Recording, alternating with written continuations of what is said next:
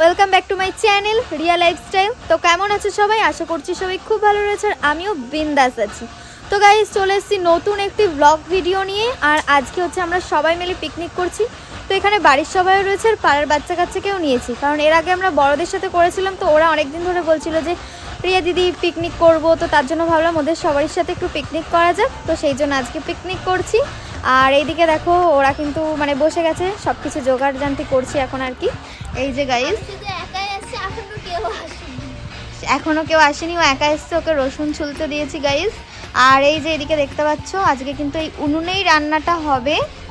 আর guys হচ্ছে মাংস টাংস কেনা কমপ্লিট হয়ে গেছে। আর এখন হচ্ছে সব কিছু জোগাড় করবো, ধোবো, তারপরে আর যা যা করতে লাগে সব কিছু করবো। আর গাইস আজকের মেনু কিন্তু হচ্ছে রান্না হবে বিরিয়ানি। তো চলো তোমরা ভিডিওটা কন্টিনিউ দেখতে থাকো, আমরা কীরকম কি এনজয় করছি কি না করছি। তো চলো। কি হচ্ছে কেমন করে আছিস কেন? পেঁয়াজ কাটছি গাইস, আমি পেঁয়াজ কাটছি।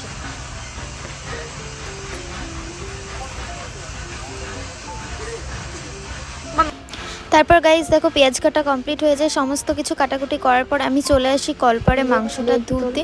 আর মাংস দিতে এসে দেখি কি পিসগুলো অনেক অনেক বড় বড় করে রেখেছে। তো ভাবলাম যে এবার পিসগুলো একটু ছোট ছোট করা যাক, কারণ এত বড় বড় ভালো মতো করে কষানো যায় না আর ভেতরেও কিছু যায় না। তো যেগুলো ঠিক ছিল তো সেগুলো ঠিকই রেখেছিলাম, আর যেগুলো একটু বেশি বড় ছিল তো সেগুলো একটু কেটে ছোট করছিলাম। আর তারপর দেখো গাইস আমার মাংস ধোয়া কমপ্লিট হয়ে গেছে। এবার আমি মাংসটা ম্যারিনেট করব বলে চলে এসেছি।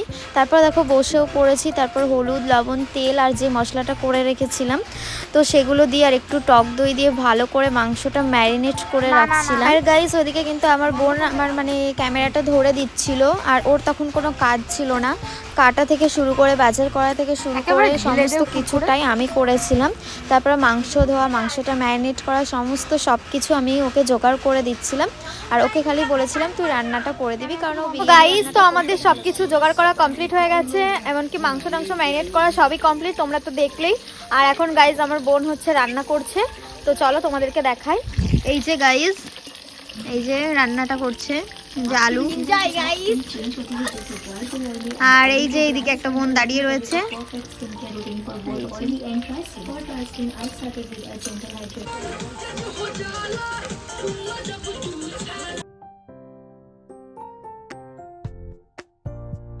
তো গাইস তোমাদেরকে একটা জিনিস শেয়ার করছি, দেখো কিন্তু মানে চোখে ধোয়া গেছে বলে কান্না করতে করতে রান্না করছিল, কারণ সেদিনকে প্রচন্ড হাওয়া দিচ্ছিল আর ধোয়াটা ওর চোখে গিয়ে লাগছিল। আর এদিকে যখন ওর হঠাৎই গানের আওয়াজটা কানে যায় তখন রান্না করা শুরু করে দিয়েছে। তো পাশে একটা কিসের গর্ত রে? ইঁদুরে।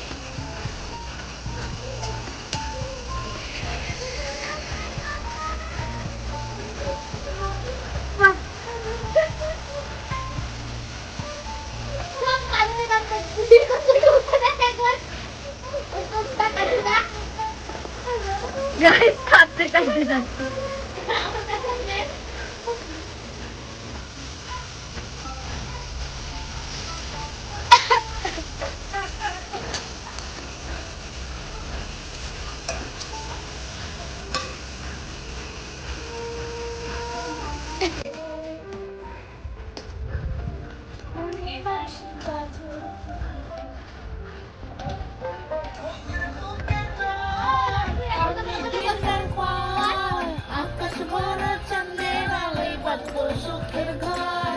আর এইদিকে দেখো গাইজ আমার গানটা শুনে নিজের খুব নাচতে ইচ্ছা করছিল, তো সেই কারণে দেখো গাইজ আমি একা একাই নাচতে শুরু করে দিয়েছি। আর আমার ওই ছোটো বোনটাকে বলেছিলাম একটু ক্যামেরাটা ধরতে, ও আমার ক্যামেরাটা ধরে দিয়েছে। বাচ্চা মানুষ যেরকম ধরেছে তেমনই খুব সুন্দর ধরেছে। আর সত্যি কথা বলতে যত ভিডিও বানাই তার ক্যামেরা প্রায় ও ধরে দেয়, মাঝে কদিন ধরে দিত না, যেরকম পারে সেরকম ধরে দেয়, মোটামুটি ও ভালোই পারে।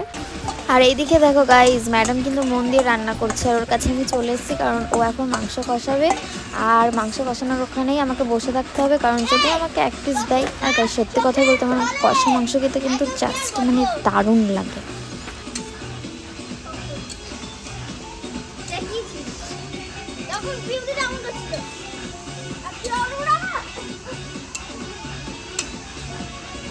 তো গাইস দেখো মাংস রান্না কমপ্লিট হয়ে গেছে, আর ওইদিকে কষা মাংস খাচ্ছে।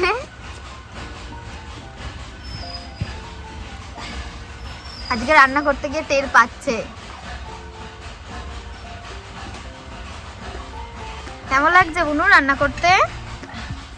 দারুণ, আজকে বুনু রান্না করবো।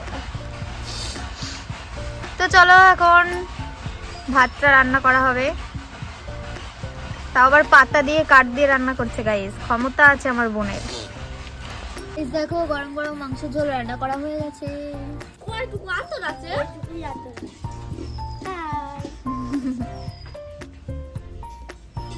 এটা আতর।